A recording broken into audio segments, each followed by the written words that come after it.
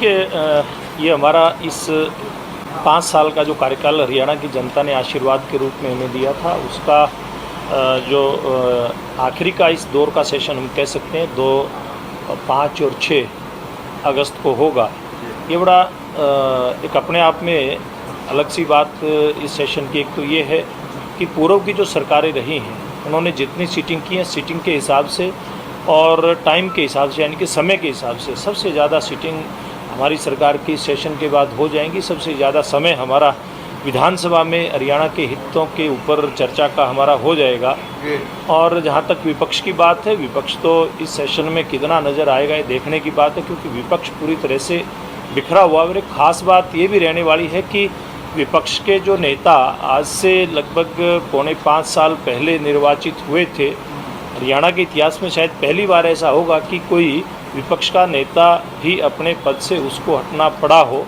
विपक्ष की बेंच पर दूसरे दलों के विधायक दिखाई देंगे। ये एक विशेष बात हरियाणा के सेशन की होने वाली है। अरे जी, अब लोकसभा चुनावों की जीत के बाद एक दावा मुख्यमंत्री मनोहर लाल खट्टर के द्वारा किया गया था 75+ का, लेकिन मंत्री जो है उस दावे को लगातार बढ़ा रहे हैं। 90+ भी हो गया है। आपको क्या कहेंगे, क्या ये बढ़ रहा है कि इतना, मतलब मानकर चलते? देखिए, बढ़ता जा रहा है, लेकिन 90+ की आप बात करें, कहाँ से आए ये 75+ का? तो ये कोई पार्टी का नेता, मंत्री या विधायक कोई कहे ये अलग बात है, लेकिन जो हरियाणा की जनता का जो मन है, वो मन कहीं 75 पार से ज़्यादा का है। इसलिए 75 पार आंकड़ा ये बहुत सहजता के साथ हरियाणा की जनता के आशीर्वाद से हम प्राप्त करने वाले हैं। पूर्व मुख्यमंत्री भूपेंद्र सिंह हुड्डा हैं, उन्होंने आरोप लगाया कि प्रदेश में कानून व्यवस्था जो है, किसी पार्टी विशेष के प्रवक्ता को उन्होंने नहीं कहा। उन्होंने कहा कि ऑल एंड ऑल अगर प्रदेश की हालत देखी जाए कानून व्यवस्था की, तो पूरी तरह से चरमरा गई।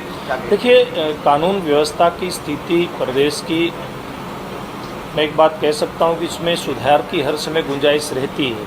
हम नहीं कहते कि 100% अपराध रुके हैं, लेकिन ये बात ज़रूर है कि पूर्व में जो नेता यानी कि हुड्डा साहब जो आरोप लगा रहे हैं, शायद वो अपने कार्यकाल को देख नहीं पा रहे हैं। और क्योंकि हताशा, निराशा उनकी पार्टी की हार की, व्यक्तिगत परिवार की हार की इतनी ज़्यादा है कि जब और कुछ बोलने को नहीं मिलता तो इस प्रकार के आरोप लगते हैं।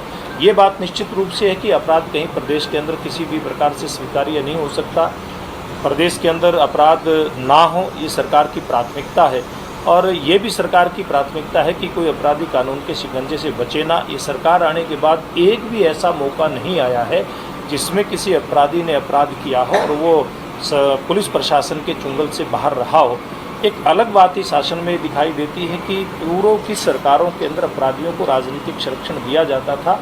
इस सरकार में एक भी ऐसा अवसर या एक भी ऐसा कोई आप लोग उदाहरण नहीं दे सकते कि किसी अपराधी को सरकार का या किसी सरकारी सिस्टम से जुड़े व्यक्ति का या किसी नेता का आशीर्वाद प्राप्त हुआ हो। सब लोग कानून के दायरे में आते हैं और सब लोगों के ऊपर कानून के हिसाब से कार्रवाइयाँ होती हैं। हरियाणा पंजाब में घग्गर का कहर देखने को मिला।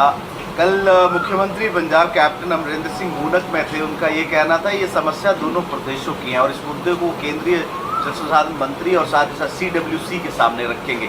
और उन्होंने कहा कि हरियाणा को भी अपनी जिम्मेवारी जो है वो समझनी चाहिए। क्या समझते हैं कि घग्गर की जो सफाई होनी चाहिए, जो डिगिंग होनी चाहिए, उसमें कहीं ना कहीं कोताही बरती जा रही है? देखिए, हरियाणा प्रदेश की जहाँ तक कैप्टन अमरिंदर जी ने बात की है, लेकिन उससे पहले एक बात ये देखने की है कि सामूहिक जिम्मेवारी है।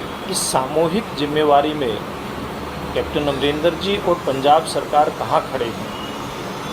पूर्व में भी चाहे घग्गर का जल स्तर बढ़ने की बात हो या घग्गर के माध्यम से हरियाणा में गंदा पानी, औद्योगिक क्षेत्र का पानी डाला जाता हो, इसकी चर्चा की बात हो, ये सारी बातें हरियाणा सरकार ने सब लेवल पर पंजाब सरकार के साथ वार्ता करके उठाई थी। लेकिन आज भी हरियाणा का जो घग्गर का पानी है वो पंजाब से प्रदूषित होकर के आता है। ये बड़ा एक काम उन्होंने अभी तक जो करना चाहिए था नहीं किया है। जहाँ तक घग्गर नदी की सफाई की बात है, निश्चित रूप से दोनों प्रदेशों को सफाई इसकी समय से पहले करनी चाहिए। लेकिन हरियाणा में हमारी सरकार आने से पहले केवल बाढ़ के समय से थोड़ा दिन पहले इसकी सफाई पे ध्यान दिया जाता था। इस सरकार आने के बाद 5-6 महीने पहले इस काम को लगभग दुरुस्त कर लिया जाता है और जब तक बरसात का सीज़न रहता है पूरी तरह से इसकी मॉनिटरिंग होती है। चाहे इसकी घग्गर की सफाई की बात हो या घग्गर में जितने भी हमारे टांगरी नदी है, मारकंडे हैं, इस प्रकार के अन्य नदी नाले गिरते हैं, उनकी साफ़ सफाई की बात तो सरकार समय के ऊपर करती है। और अभी मैंने भी 3 दिन 4 दिन पहले हमारा जो टोहाना में मुड़क के माध्यम से घग्गर जहाँ प्रवेश करती है वहाँ दौरा किया था। सब अधिकारी, सब विभाग वहाँ पर लगे हुए थे, पूरी तरह से मुस्तैद थे। और हरियाणा की जहाँ तक बात करें, सरकार ने पूरे प्रबंध इस बात के किए हुए, कहीं भी घग्गर के पानी से किसान का नुकसान ना हो। एक फ्लो था लगातार, विपक्षी नेता जो भारतीय जनता पार्टी, बड़े बड़े चेहरे, क्या समझते आने वाले दिनों में कुछ और नए नाम जो है? देखिए, ये तो हमेशा एक सिलसिला पिछले दिनों से जो चला आ रहा था, आगे भी ये चलते रहने की गुंजाइश है। लेकिन हम लोगों ने पूर्व में भी सामान्य से सामान्य कार्यकर्ता से लेकर के विधायक, पूर्व मंत्री, पूर्व सांसद, इस तरह के नेताओं तक को पार्टी में शामिल करवाया था। भविष्य में भी इस प्रकार की ज्वाइनिंग चलती रहेगी। देश और दुनिया की तमाम खबरों को जानने के लिए सब्सक्राइब करें हमारे न्यूज बाजार चैनल को। साथ ही हर एक अपडेट से जुड़े रहने के लिए बेल आइकन को दबाना ना भूलें।